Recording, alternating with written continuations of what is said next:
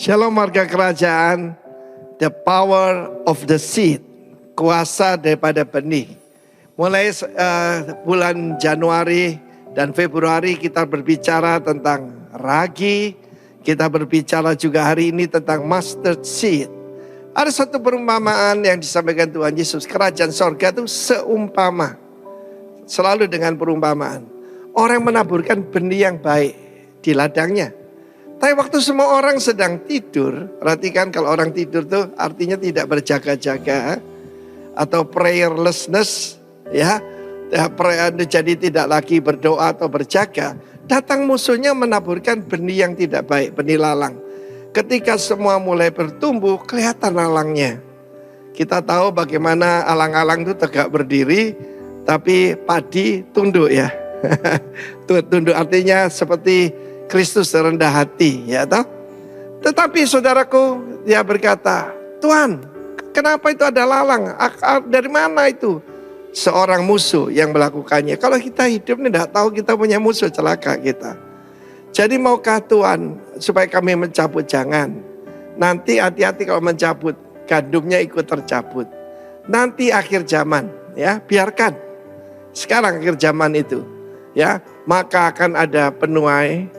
Dan juga lalang itu akan dibakar. Keterangannya di dalam ayat selanjutnya, ayat 31 dan selanjutnya. Itu ayat tentang biji sesawi. Tapi yang saya mau terangkan adalah arti daripada perumpamaan ini. Yesus berkata yang menaburkan adalah the Son of Man, Kristus.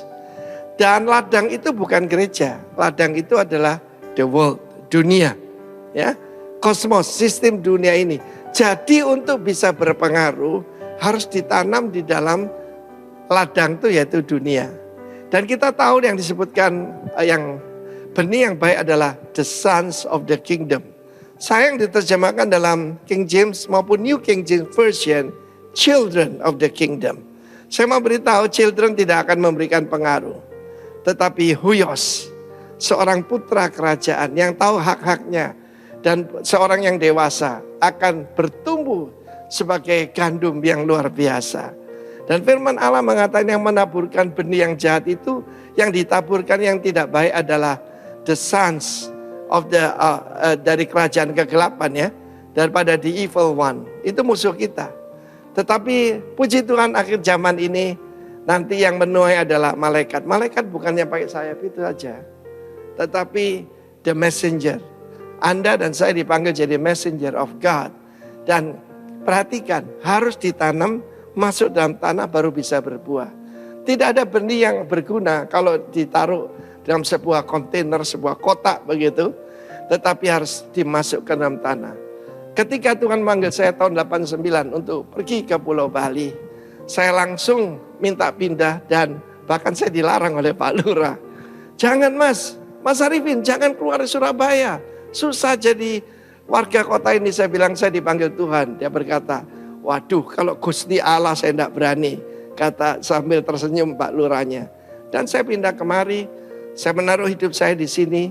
Dan look what the Lord has done. Gandum itu tumbuh. Tetapi selalu ada. Yaitu anak-anak daripada si iblis itu.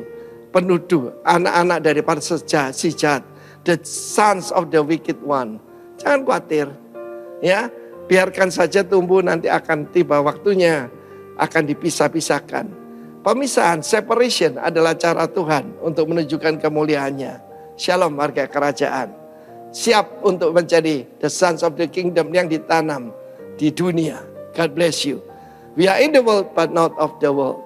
Tuhan memberkati kita semua. Amin.